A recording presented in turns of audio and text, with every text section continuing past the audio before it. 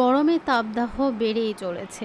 বাইরে যেন দাবানলের মতো আগুনের আভা। এই সময় পিপাসাতেও গলা শুকিয়ে যায়, পানির চাহিদাও বেশি থাকে। স্বাভাবিক মাত্রার পানির থেকে ঠান্ডা পানির প্রতি চাহিদা বেশি থাকে সবার, কিন্তু এটা শরীরের জন্য ক্ষতিকর। চিকিৎসকরা বলছেন, রোদ থেকে ঘুরে এসে ঢকঢক করে ঠান্ডা পানি খাওয়ার অভ্যাস শরীরের জন্য একেবারেই ভালো নয়। এতে সাময়িক আরাম পাওয়া গেলেও শরীরের উপর এর বিরূপ প্রভাব পড়ে।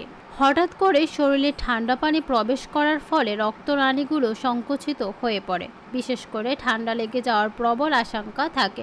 শ্বাসনালীতে শ্লেষ্মার একটা অতিরিক্ত আস্তরণ তৈরি হয়, যার শ্বাসযন্ত্রজনিত বিভিন্ন সংক্রমণের আশঙ্কা তৈরি হয়। গরমের সময় শরীর ঘামতে থাকে, শরীরে পানির ঘাটতি তৈরি হয়, ফলে শীতের তুলনায় গরমে বেশি দুর্বল লাগে। শরীরে পানির ঘাটতি পূরণ করতে ও দুর্বলতা কাটাতে খেতে পারেন বিভিন্ন ফলের রস।